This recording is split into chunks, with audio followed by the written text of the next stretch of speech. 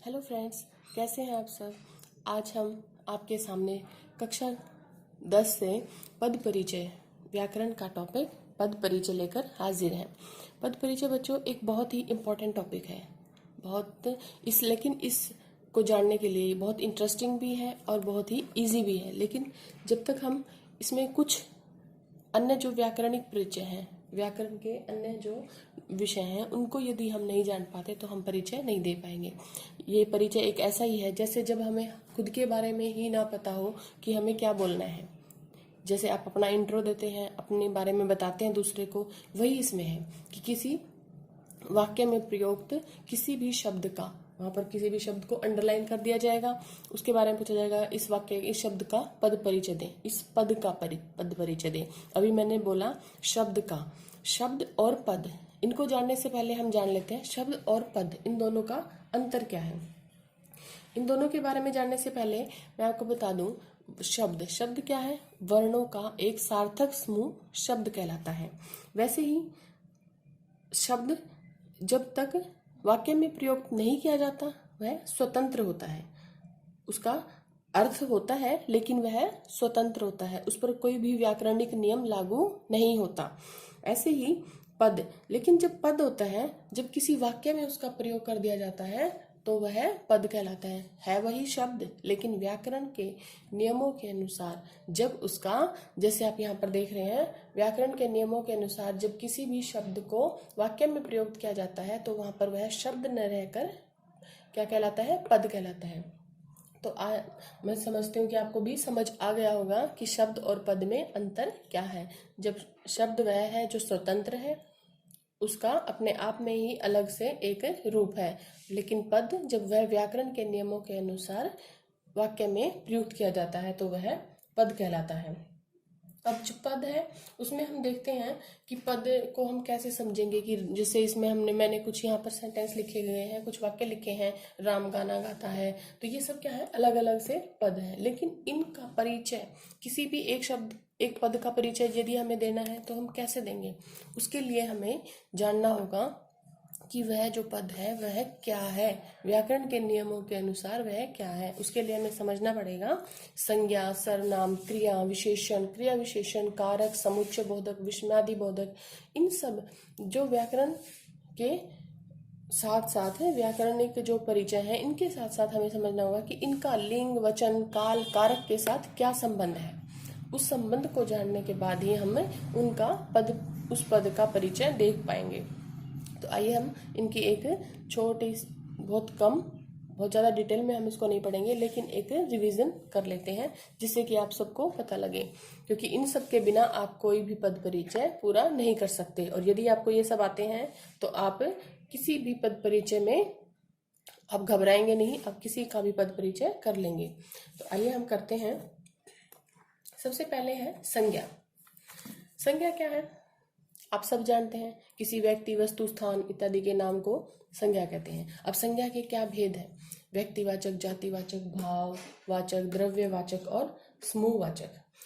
यहाँ पर क्या है, व्यक्तिवाचक, जब किसी व्यक्ति का नाम लिया जाता है, किसी व्यक्ति, वस्तु, स्थान इत्यादि के एक विशेष नाम को यह दर्शाता है। जाति पूरे समूह को दिखाता है। भाव, उसमें भाव दिखाया जाता है, जैसे मिठास है, अपनापन है, ये सब क्या है, भाव है। द्रव्य, कोई भी पदार्थ, वो क्या है, द्रव्यवाचक है, जैसे सोना, चांदी, तेल, घी, धुआं, ऑक्सीजन, कोई भी ठोस या द्रव या गैसीय, ये सब जो पदार्थ हैं वो क्या होंगे, द्रव्यवाचक। समूहवाचक क्या होगा, कि जिसमें हमें पूरे समुदाय का बोध हो, जैसे कि कोई भी समुदाय, जैसे सेना है तो उसमें सेना में कोई एक व्यक्ति तो होता नहीं, तो उसमें क्या है, सभी समूह, पूरे समूह का जिसमें बोध होता है। तो अब फिर हमने यहाँ पर देख लिया संज्ञा। संज्ञा को आप सब समझ गए होंगे, वैसे तो आप सब जानते ही हैं संज्ञा के बारे में, शुरू से पढ़ते आ रहे हैं, लेकिन यहाँ पर एक हमें रिवीजन ले लिया। उसके बाद हम देखेंगे संज्ञा का उनके साथ क्या संबंध है, अर्थात जैसे वाक्य में जो प्रयुक्त पद है उनका संज्ञा के साथ संबंध देखेंगे कि लिंग, उसका लिंग क्या है, उसका वचन कौन सा है, उसका काल क्या है, उसकी क्रिया क्या है, उसका कारक क्या है, तो इन सब चीजों के साथ उसका हम संबंध देखेंगे तो हम उसका पद परिचय दे पाएंगे। उसके बाद हम देखते हैं सर्वनाम। सर्वनाम में इसके 6 भेद हैं सर्वनाम के। उसके बाद उसमें देखेंगे कि उसके 6 जो भेद हैं वो कौन कौन से हैं। सर्वनाम के जो 6 भेद हैं वो कौन कौन से हैं। सर्वनाम आप सबको पता है, जब किसी संज्ञा के स्थान पर जो शब्द आते हैं तो वे संज्ञा कहलाते हैं। जैसे हमने बचपन से ही पढ़ा है, जैसे बार बार किसी का नाम न लेकर, जैसे सीता, गीता, राम, श्याम, उनका नाम न लेकर यह है वह है हम उसका प्रयोग करते हैं, तो वो है सर्वनाम। उसमें होते हैं 6 जो उसके भेद हैं। पुरुषवाचक, पुरुषवाचक जो सर्वनाम है उसका है, उसके 3 भेद हैं। पुरुषवाचक सर्वनाम में भी उसके 3 भेद हैं, उत्तम पुरुष, मध्यम पुरुष और अन्य पुरुष। उत्तम पुरुष क्या है, जो बात करने वाला है, मैं, हम। मध्यम पुरुष क्या है, जिसके बारे में बात की जा रही है, यह, ये, वह, वे। उसके बाद यह, ये, वह, वे, ये होता है अन्य पुरुष, जिसके विषय में हम किसी अन्य के बारे में जब हम बात करते हैं। मध्यम पुरुष होता है तुम, जो एक बोलने वाला है, एक सुनने वाला है, और तीसरा जिसके विषय में बात की जा रही है। तो ये हो गया पुरुषवाचक। निश्चयवाचक, जब हमें किसी भी वस्तु, संज्ञा या किसी भी वस्तु के विषय में निश्चय होता है कि यह कार मेरी है, तो यह क्या है, निश्चय है कि यही है जो कार है मेरी, यही कार है।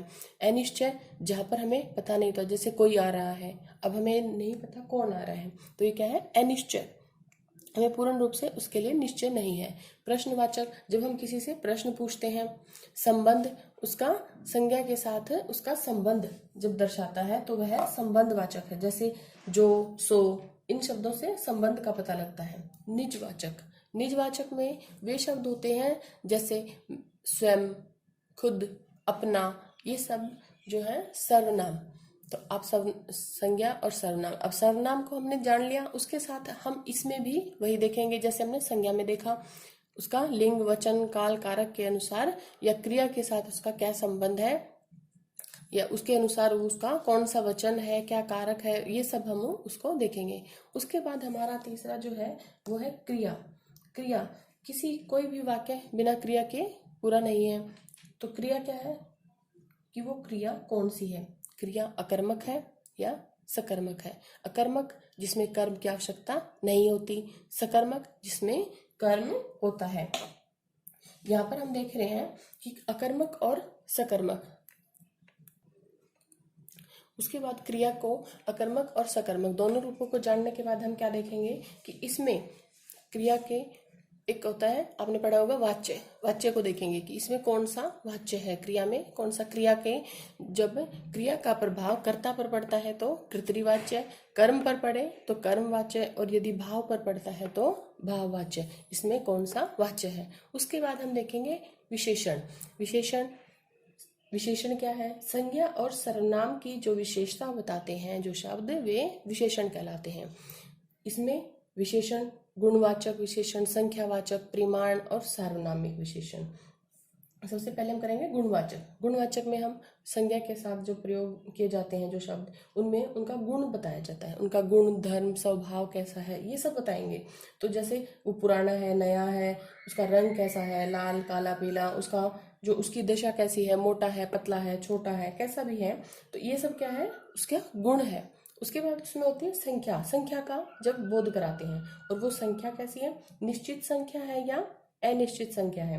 निश्चित संख्या के लिए जैसे 4 लड़के, 10 कोई भी वस्तु का नाम ले सकते हैं, 10 उसके पास फोन है या कुछ भी है, तो वो क्या है, निश्चित संख्या है, क्योंकि हमें पता है उसके पास कितना क्या है।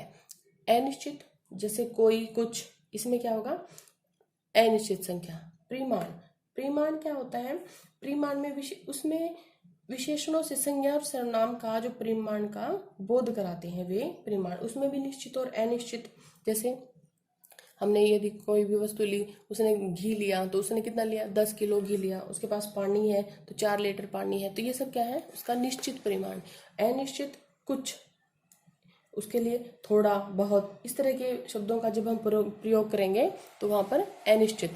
सार्वनामिक विशेषण, इसमें और सर्वनाम, इनमें हम क्या करते हैं, कई बार बच्चे कंफ्यूज हो जाते हैं। सार्वनामिक विशेषण क्या है, अब इसमें देखते हैं हम सार्वनामिक में वो बताते हैं कि किस तरह से जब विशेषण के रूप में प्रयोग होने वाले जो शब्द हैं वाले जो सर्वनाम है वही सार्वनामिक विशेषण कहलाते हैं। जैसे उसने कहा यह मेरा घर है, अब मेरा क्या है, मेरा, तेरा, इन सब के उस यह जो घर है, घर क्या संज्ञा के लिए है, कौन सी संज्ञा है उसको हम देखेंगे। लेकिन यहाँ पर इसने किसको अंडरलाइन कर दिया, यह जो शब्द है वह क्या है, उसके लिए सार्वनामिक विशेषण जो उसकी भी विशेषता बताते हैं। और जो सर्वनाम में बिना कोई रूप का बदले हुए उसमें मौलिक रूप में संज्ञा के पहला जो आकार है उसकी ही विशेषता बताते हैं। कि घर के बारे में जैसे हमने अभी बताया, यह किताब कोई भी वस्तु है, जैसे यह मार्कर ही है तो यह क्या है, यह मार्कर मेरा है, या फिर यह मार्कर मेरा है तो ये क्या है, यह उसके सामने पहले ही बता दिया तो ये क्या है, यह वह हम कहाँ प्रयोग करते हैं, सर्वनाम में संज्ञा के स्थान पर, लेकिन उसको भी एक संकेत दे रहा है तो ये क्या हो गया, सार्वनामिक विशेषण।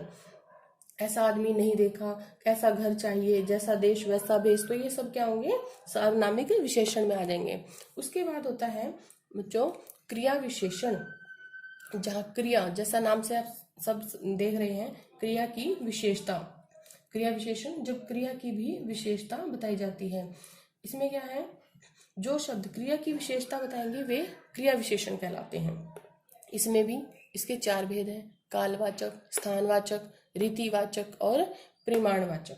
स्थानवाचक जैसे हम किसी स्थान का उसके काल का बोध, स्थान का बोध होता है, और कालवाचक में काल का बोध होता है, जैसे आज, कल, रात भर, दिन भर, हर बार, प्रतिदिन, कि वो जो कोई भी क्रिया हो रही है वो किस काल में हो रही है, उसका समय जो बताया जा रहा है। स्थान कि किस स्थान पर हुई, यहाँ हुई, वहाँ हुई, अंदर हुई, बाहर हुई, इधर आए, यहाँ दाएं बाएं, इसमें क्या है, स्थान का को बता रहा है। रीति वो क्रिया कैसे हुई, धीरे धीरे हुई, तेज गति से हुई, अच्छे से, जो भी है उसमें क्या है, रीतिवाचक कि रीति, उसकी रीति होती है किसी भी कार्य को करने का ढंग, कि अचानक हो गई मानो वह धीरे धीरे हुई, तो ये सब क्या होंगे, रीति, उसकी रीति बता रहा है। परिमाणवाचक, परिमाण में क्या बताएंगे वो, जैसे उसका वो थोड़ा है, कम है, बहुत ज्यादा, बस, कम, अधिक, इतना, उतना, थोड़ा थोड़ा, बारी बारी, ये सब क्या है, परिमाणवाचक, उसके विषय में बताएगा कि कैसा है, कितना उसका, उसके परिमाण को, उसके मापतोल को बताएगा। कर्ता, उसके बाद है हमारा कर्ता कारक। कर्ता क्या है, कर्ता आपने सब विभक्तियां देखी होंगी, कर्ता ने कर्म को कर्ण से, संप्रदान के लिए अपादान से, यहाँ से जो से है इसके अलग लिया मैंने लिखा हुआ है अलग, अर्थात अलग का, जुदाई का इसमें भाव हो जाता है। संबंध का, के, की, अधिकरण में, पर संबोधन, हे, अरे। तो संज्ञा और सर्वनाम का वाक्य के जब अन्य पदों के साथ संबंध होता है तो वहां पर कारक है। तो हमने जैसे किसी ने कहा राम ने रावण को बाण से मारा, तो यहाँ पर क्या है, बाण से, यदि अंडरलाइन है तो बाण से मारा तो अपादान आ जाता है, और रावण को तो यहाँ पर को, कर्ता ने कर्म को, तो ये अलग अलग जो है कारक है, उन चिन्ह के साथ हम उसको देखेंगे। यदि एक इसमें और आता है, इसमें यहाँ पर मैंने लिखा नहीं है, निपात जो शब्द होते हैं उनका अपने आप में कोई अर्थ नहीं होता, जैसे ही, भी, इस तरह के जो शब्द हैं उनका स्वयं में कोई अर्थ नहीं है, लेकिन वो क्या, किस लिए प्रयोग किए जाते हैं, वो किसी विशेष को दर्शाने के लिए उनका प्रयोग किया जाता है। तो वो क्या है, जैसे राम ने ही रावण को मारा, यदि उसमें लिखा है अर्थात कि किसी अन्य और ने नहीं बल्कि राम ने ही रावण को मारा, तो ये जो ही है ये क्या है, एक निपात शब्द है। भी, ये सब क्या है, इनकी यदि वहां पर आ जाता है, आपके परीक्षा में कहीं आ जाता है ही या भी, तो आप उसमें नहीं देख सकते कि संज्ञा है, सर्वनाम है, क्रिया है, विशेषण, क्योंकि वो कुछ भी नहीं है, वो क्या है, निपात है। उसके लिए आप निपात लिखेंगे। उसके बाद है आपके पास समुच्चय बोधक, समुच्चय बोधक, संबंध बोधक, विस्मयादि बोधक, ये हमारे पास है कुछ शब्द हैं। तो संबंध बोधक में हम क्या करें, इसमें यहाँ मैंने लिखा नहीं है संबंध बोधक, संबंध कि वो संबंध को दर्शाता है। उसके बाद होता है समुच्चय बोधक, समुच्चय बोधक जब दो वाक्यों को परस्पर एक दूसरे के साथ जोड़ने वाला जो शब्द है वो समुच्चय बोधक कहलाता है। दोनों वाक्यों को जोड़े, जैसे या और इन शब्दों से जोड़े, या फिर अथवा, और या फिर उनका व्याधिकरण विरोध दिखाए। इसके दो भेद हैं, समानाधिकरण और शब्द से जोड़ा जाए व्याधिकरण, जैसे इसलिए क्योंकि। जब दो शब्द एक दूसरे पर निर्भर होते हैं, आश्रित होते हैं, दो वाक्य, इसमें एक वाक्य है, दूसरा जो एक प्रधान है, दूसरे उपवाक्य को जोड़ता है कि वो उसके ऊपर मानो ऐसा दर्शाया जाता है कि वो निर्भर है, तो वो क्या होगा वहां पर, व्याधिकरण। तो समानाधिकरण या व्याधिकरण, इन दोनों को हम देखेंगे। विस्मयादिबोधक, विस्मय आश्चर्य जिसमें होता है कि वो विस्मय हमें किस बात से हो रहा है, हर्ष से हो रहा है, खुशी से, हर्ष होता है खुशी, शोक, विस्मय, घृणा, तिरस्कार, संबोधन, स्वीकृति, किस माध्यम से हमें जो है वो विस्मय हो रहा है, तो वो भी हम देखेंगे। जैसे होते हैं ना कुछ शब्द, अरे ये क्या हो गया, अरे छी, ठीक है, हाँ हाँ जी हाँ, वाह वाह, धन्य, शाबाश, ये जो शब्द है ये सभी विस्मयादि बोधक के अंतर्गत आते हैं। आइए अब हमने इन सबको एक छोटी सी इनकी समरी ले ली, उसके बाद हम इनको देखते हैं कि हम इनको प्रयोग कैसे करेंगे, किस तरह से हम देखेंगे कि इनको इनका पद परिचय हम कैसे देंगे। हमने यहाँ पर लिखा है राम गाना गाता है, तो राम क्या है, हम देखेंगे हमने किसका परिचय देना है, राम का। और राम क्या है, व्यक्ति है, किसी व्यक्ति का नाम है, तो ये संज्ञा है। अब संज्ञा कौन सी है, किसी पर्टिकुलर, किसी विशेष व्यक्ति का नाम है। राम किसी जाति का बोध नहीं करा रहा, किसका बोध करा रहा है, व्यक्ति का, तो ये क्या होगा, व्यक्तिवाचक संज्ञा। तो ये क्या है, संज्ञा है, यहां पर हम लिख देंगे व्यक्तिवाचक संज्ञा। उसके बाद ये क्या है, राम एक अकेला ही है, तो हम क्या करेंगे, वचन देखेंगे, एक वचन है। दूसरा हम क्या देखेंगे कि ये क्या है, इसका लिंग देखेंगे कि क्या है, ये पुल्लिंग है, स्त्रीलिंग है, तो ये क्या है, पुल्लिंग। उसके बाद ये क्या है, गाता है, गाता क्या है, क्रिया है, उस क्रिया का ये करता है।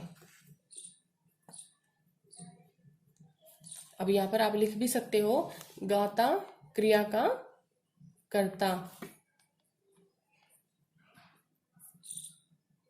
जो गाता क्रिया है उसका ये करता है। दूसरा अब हमने लिखा वह पत्र लिखता है। अब हमने संज्ञा को समझ लिया। अब यहाँ पर क्या हो सकता था, राम है तो ये व्यक्तिवाचक है, अगर यहाँ पर वह लड़का यहाँ पर होता तो वो क्या होता, किसी जाति को, लड़का क्या है, लड़का जो शब्द है पूरी जाति का संबोधन करवाता है, पूरी जाति को संबोधित करता, क्योंकि वह कोई एक पर्टिकुलर तो नहीं है, वो क्या है, पूरी जाति को संबोधित कर रहा है। तो उसके बाद भाव, यदि यहाँ पर भाव होता, किसी कोई वाक्य में लिखा होता कि वह यह मिठाई, इस मिठाई में बहुत मिठास है, तो ये क्या होता, भाव को दर्शाता। द्रव्य कि उसने बहुत सोने चांदी के गहने पहने, तो सोने चांदी क्या हो जाता, वहां पर एक द्रव्य हो जाता। समूह पूरे ग्रुप को जब वो दिखाता है, पूरे समूह को दर्शाता है, जैसे सेना, भीड़, तो ये सब क्या हो जाते हैं, समूह में। तो अब हमने संज्ञा को समझ लिया। इसमें किसी भी शब्द पर उसमें वहां पर रेखांकित जो शब्द होगा उसको देखकर हमें ये देखना है कि इसमें संज्ञा है यदि, तो उसमें उसका कौन सा रूप है, व्यक्तिवाचक है, जाति, भाव, द्रव्य या समूह। उसके बाद हम देखेंगे उसका किससे क्या संबंध है, कौन सा लिंग है, वचन है, क्रिया क्या है, तो ये सब क्या है, संज्ञा के भेद हमने यहाँ पर समझ लिए। आई होप आप सबको समझ आ रहा होगा। उसके बाद है वह आप समझ गए होंगे, वह क्या है, यहाँ पर ये संज्ञा तो है नहीं, तो ये क्या है, सर्वनाम। और सर्वनाम के हमने अब देखा था, तो ये क्या है, पुरुषवाचक सर्वनाम। पुरुषवाचक जो सर्वनाम है उसके भी हमने 3 भेद देखे थे, उत्तम, मध्यम और अन्य पुरुष। तो यहाँ पर यदि आप इनके पुरुष नहीं जान पाते कि उत्तम, मध्यम या अन्य, वैसे तो ये इसमें कोई कठिनाई है नहीं, तो आप पुरुषवाचक सर्वनाम लिख सकते हैं, पुरुष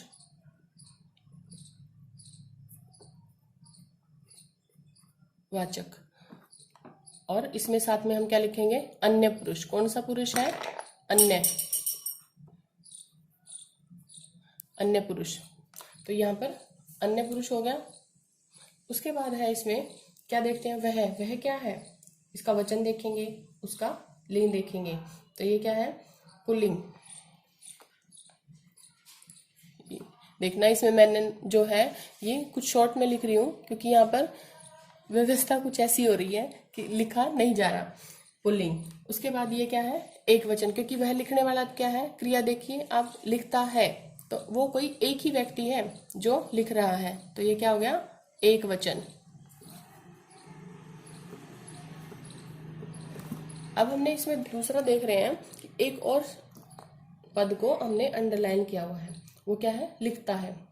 लिखता, अब ये क्या है, एक क्रिया है, लिखता है। उसके बाद हमने देखा था ना क्रिया, तो ये क्या है, क्रिया है। क्रिया कौन सी है, लिखना, लिखने का कार्य हो रहा है, तो ये क्या है, सकर्मक क्रिया है।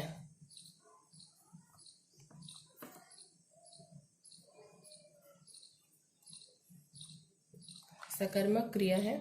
उसके बाद ये, यदि हम इसमें देखेंगे कि सकर्मक क्रिया, इसमें वाच्य, वाच्य हमने देखा था कि इसका प्रभाव किस पर पड़ रहा है, वह पत्र लिखता है।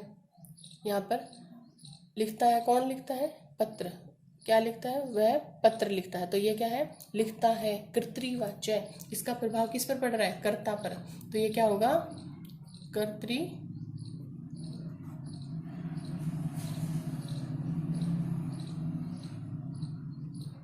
कर्तृवाच्य। उसके बाद हम देखेंगे इसमें कि ये क्या है, क्रिया जो है, लिखता है, लिखता, इसका क्रिया का लिखने वाला कौन है, जो वो एक वचन, एक ही व्यक्ति है, तो एक वचन। और ये पुल्लिंग। और लिखता, ता अर्थात कि ये जो क्रिया है किस काल में हो रही है, तो ये किस काल में हो रही है, ये क्रिया हो रही है वर्तमान काल में।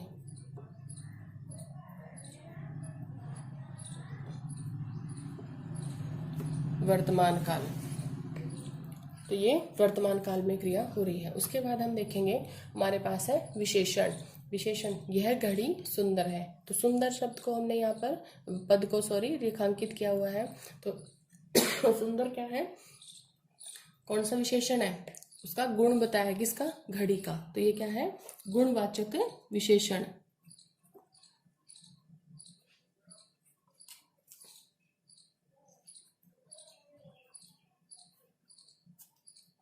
गुणवाचक, यहाँ पर आप पूरा लिख दीजिएगा, गुणवाचक विशेषण। और ये इसका किसका विशेषण है, घड़ी, घड़ी का विशेषण है। घड़ी क्या होगी अब यहाँ पर, घड़ी विशेष्य,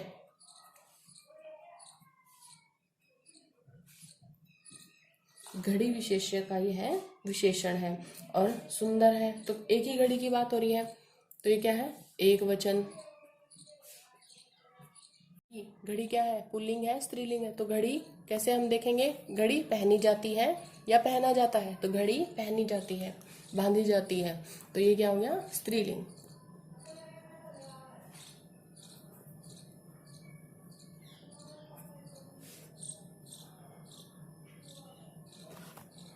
ये हो गया हमारा, हमने विशेषण को देख लिया। यदि इसमें किसी भी संख्या, उसके परिमाण, माप तोल को, सार्वनामिक की, जैसे यहाँ पर अब यह आ जाता है कि यह घड़ी, यदि इस यह शब्द को वहां पर, यहाँ पर हम रेखांकित करेंगे, तो ये क्या हो जाएगा, ये सार्वनामिक विशेषण हो जाएगा, क्योंकि घड़ी, घड़ी क्या है, एक संज्ञा शब्द है और उसको यह रेखांकित कर रहा है, तो ये क्या हो जाएगा, सार्वनामिक विशेषण। तो ऐसे ही कोई भी किसी भी पद को जब हम देखते हैं तो उसके हर प्रत्येक रूप को हमें देखना होगा। वह धीरे धीरे घर के निकट आ गया, वह धीरे धीरे, अब ये धीरे धीरे क्या है, यह रीति, रीति को दर्शा रहा है। हमने क्रिया विशेषण में देखा था, कालवाचक है, स्थान को दर्शा रहा है, या रीति को या परिमाण को, तो यहाँ पर ये क्या दिखा रहा है, रीतिवाचक।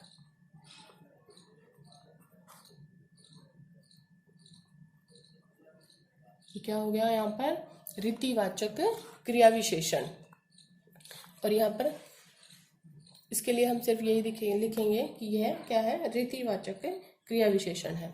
उसके बाद हमने देखा कारक।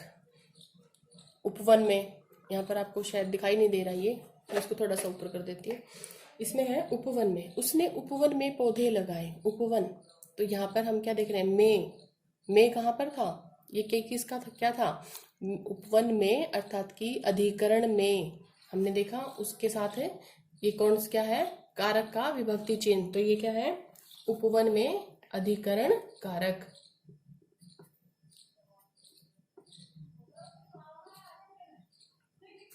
अधिकरण कारक। उसके बाद है इसमें ये उपवन। उपवन क्या है, यदि हम सिर्फ उपवन को देखें, क्योंकि हमने सिर्फ उपवन में अधिकरण कारक से तो काम नहीं चल सकता ना, हमने क्या देखना, उपवन, किसी उपवन का नाम नहीं बताया इसमें, तो ये किस में आ जाएगा, ये संज्ञा है, कौन सी संज्ञा है, किसी का नाम तो है नहीं, ना ही कोई भाव है, तो ये क्या, जाति, सभी उपवनों की जाति का बोध करा रही है, तो ये क्या है, जातिवाचक।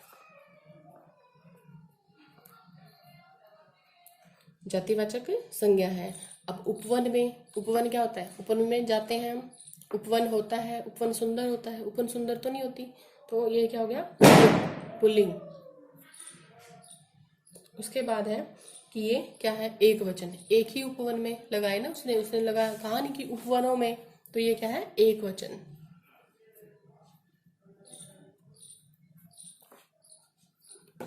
आपको शायद दिखाई नहीं दे रहा, ये देखिए, तो ये क्या हो गया, अधिकरण कारक, जातिवाचक, पुल्लिंग और एक वचन। अब यहाँ पर हमने देखा समुच्चय बोधक। समुच्चय बोधक में जो समानाधिकरण और व्यधिकरण, इसलिए क्योंकि समानाधिकरण और इन शब्दों से जोड़ा जाता है, तो इसमें कोई भी शब्द हो सकता है, तो हमने यहाँ पर एक शब्द लिखा, एक वाक्य के अनुसार हम देख रहे हैं, और वह आई और उपहार देकर चली गई, तो इन दोनों में क्या है, इन दोनों को ये कौन जोड़ रहा है, और शब्द, तो ये क्या हुआ, समुच्चय बोधक।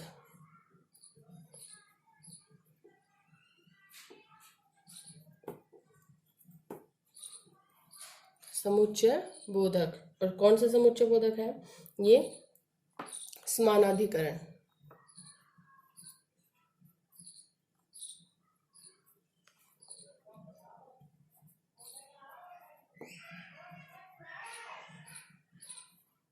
समानाधिकरण समुच्चय बोधक, तो ये सब यहाँ तक हमने देख लिया। उसके बाद माफ कीजिएगा, बोर्ड थोड़ा छोटा है और सभी जो वाक्य हैं इसमें हम लिख नहीं पाए, तो इसके बाद हम क्या करते हैं कि